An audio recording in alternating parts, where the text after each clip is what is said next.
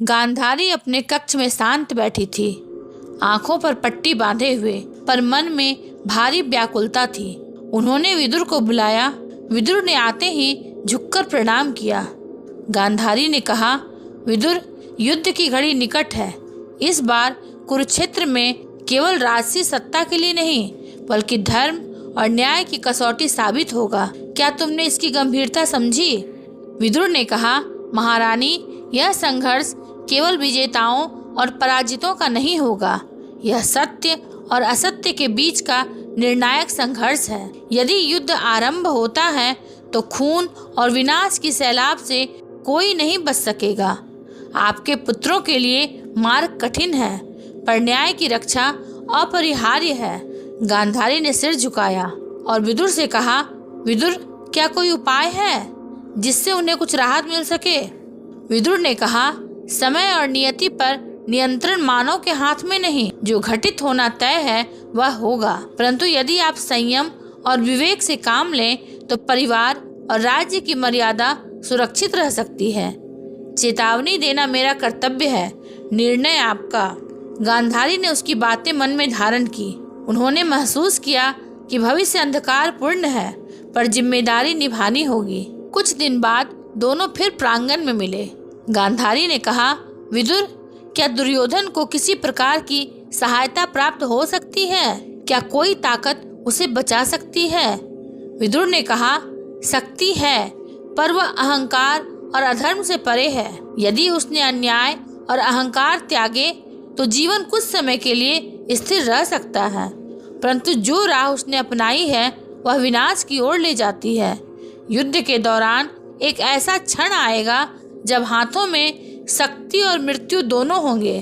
उस समय धर्म और अधर्म स्पष्ट हो जाएगा। गांधारी ने आंखों में आंसू दबाते हुए कहा, तो नियति अटल है। मैं हर संभव प्रयास करूंगी, पर जो होगा उसे कोई नहीं रोक सकता।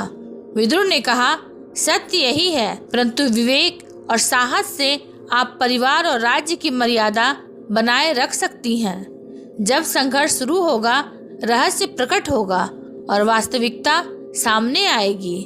गांधारी ने उसकी बातों को मन में संजोया। यह संवाद केवल भविष्य की चेतावनी नहीं, बल्कि साहस और निर्णय की परीक्षा भी बन गया। कुरुक्षेत्र का मैदान धूल और धुएं से भर गया था। सूरज अस्त होने को था। आसमान में लाल केसरिया रंग फैला हुआ था। गांधारी अपने दरबारियों के साथ युद्ध की स्थिति का अवलोकन कर रही थी। विदुर उनके पास आया। गांधारी ने कहा, विदुर, युद्ध शुरू हो गया है। मेरे पुत्रों की सेना धूल में घुलती दिख रही है। क्या कुछ ऐसा है जिसे मैं देख रही हूँ और जो भविष्य की कुंजी हो सकती है? विदुर ने कहा, महारानी, यह केवल दृश्य नहीं, बल्कि समय की चेतावनी है। युद्ध के प्रत्येक क्षण में निर्णय और कर्म की शक्ति साथ साथ चल रही है। दुर्योधन का मनोबल उच्च है और उसका अहंकार उसे मार्ग से भटका रहा है। यदि उसने विवेक अपनाया तो विनाश टल सकता था, परंतु वर्तमान में उसे केवल परिणाम ही मिलेगा। गांधारी ने गहरी सांस ली। तो यह सत्य है। मैं क्या कर सकती हूँ जो उसके लिए कुछ अंतर लाए? विदुर ने कहा, आपका मार्ग केवल चेतना और ध्यान का है। पुत्रों को चेतावनी देना, मार्गदर्शन करना और अपने धर्म को निभाना ही आपके हाथ में है। परिणाम तो कर्म और नियति का खेल है। युद्ध का मैदान केवल परिदृश्य नहीं, बल्कि मन और नियति का परीक्षण है। तभी दूर क्षितिज पर दुर्योधन की सेना और पांडवों के योद्धा आमने सामने खड़े दिखाई दिए। करुणा और साहस दोनों के मिश्रण में गांधारी और विदुर ने अपनी दृष्टि मैदान पर टिकाई। विदुर ने कहा, महारानी, एक रहस्य और है। इस युद्ध में ऐसा क्षण आएगा जब केवल वीरता ही नहीं, धैर्य और निर्णय भी विजय सुनिश्चित करेंगे।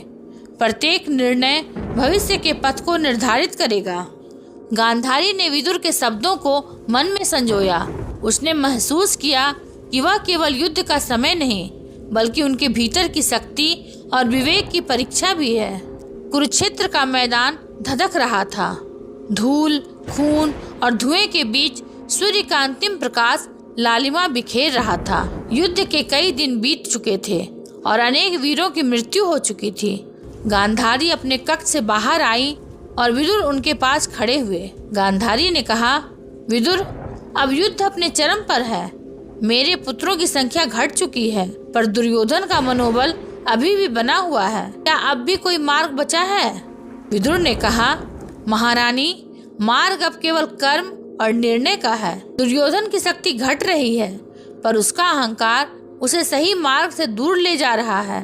अब समय केवल अंतिम परिणाम की ओर बढ़ रहा है। इस क्षण में प्रत्येक निर्णय भविष्य को स्थिर करेगा। गांधारी ने मुंह ढककर धीमे स्वर में कहा, तो नियति अपरिवर्तनीय है। मैंने जो संभव था किया, पर अब परिणाम हाथ में नहीं है। मेरी आंखें देख रही हैं, पर हाथ कुछ नहीं कर सकते। विदुर ने कहा, सत्य यही है। युद्ध का अंतिम क्षण धर्म और अधर्म की रेखा स्पष्ट करेगा।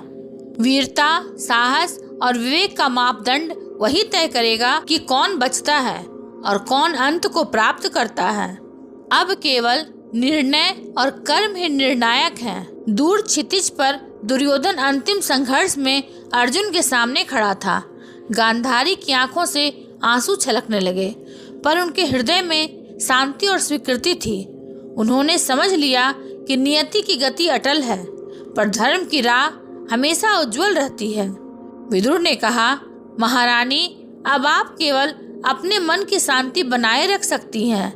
जिस धर्म की रक्षा आपने की वह अटल है। परिणाम चाहे जो भी हो, यह युद्ध सत्य और न्याय की विजय सुनिश्चित करेगा। गांधारी ने सिर झुकाया और अपने पुत्रों के लिए अंतिम प्रार्थना की। युद्ध का मैदान अब केवल वीरता, निर्णय और नियति का प्रतीक बन चुका था। कुरुक्षेत्र के युद्ध ने केवल योद्धाओं का परीक्षण नहीं किया, बल्कि माता पिता, सलाहकार और दृष्टिकोण रखने वालों की धैर्य और विवेक भी जांचा। गांधारी और विदुर के संवाद ने स्पष्ट कर दिया कि नियति अटल है, परंतु मनुष्य के कर्म, निर्णय और साहस की शक्ति कभी व्यर्थ नहीं जाती। इस कथा से हमें यह शिक्षा मिलती है कि धर्म की राह पर स्थिर रहो, चाहे परिस्थिति कितनी भी कठिन क्यों न हो। सत्य और न्याय का मार्ग हमेशा सही दिशा दिखाता है। निर्णय और कर्म का महत्व, नियति निश्चित है, पर प्रत्येक कर्म और सोचित निर्णय भविष्य की दिशा को प्रभावित करता है। धैर्य और विवेक की आवश्यकता, विपरीत परिस्थितियों में संयम और विवेक के साथ कार्य करना ही मानव की असली शक्ति है। सत्य और साहस की जीत, अंततः वीरता और धर्म का मिश्रण ही वास्तविक विजय सुनिश्चित करता है, जबकि अहंकार और अधर्म विनाश की ओर ले जाते हैं।